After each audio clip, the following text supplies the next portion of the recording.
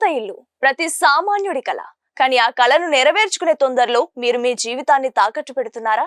80,000 రూపాయల జీతం ఉంది కదా అని 50 లక్షల రూపాయల ఇంటి కోసం అప్పు చేస్తే అది మీ పాలిట వరమా లేక 30 ఏళ్ల శిక్ష?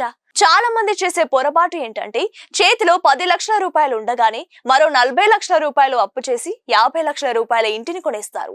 నెలకు 80,000 రూపాయలు సంపాదిస్తున్నాం కదా, ఈఎంఐ కట్టలేమా అని ధీమాగా ఉంటారు. కానీ లెక్కలేయండి, 40 లక్షల రూపాయల లోన్ పై నెలకు 30,000 నుంచి 35,000 వరకు ఈఎంఐ పడుతోంది. అంటే మీ జీతంలో దాదాపు 45% బ్యాంకుకే పోతుంది. ఆర్థిక నిపుణులు ఏం చెప్తున్నారో తెలుసా? మీ ఈఎంఐ మీ జీతంలో 30% మించకూడదు. అంటే మీరు 35,000 రూపాయల ఈఎంఐ హ్యాపీగా కట్టాలంటే మీ జీతం కనీసం 1,20,000 రూపాయలు అయి ఉండాలి.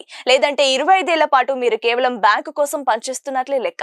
అప్పుల భారం మోసే కంటే పాసివ్ ఇన్కమ్ మీద దృష్టి పెట్టండి. ఉదాహరణకు, మీరు ఇల్లు కొనాలనుకున్నా ఆ 50 లక్షల మొత్తాన్ని సరైన చోట ఇన్వెస్ట్ చేసి నెలకు వడ్డీ సంపాదించిన డబ్బుతో మీరు హ్యాపీగా ఇల్లు అద్దె తీసుకోవచ్చు లేదా ఈఎంఐ కట్టొచ్చు.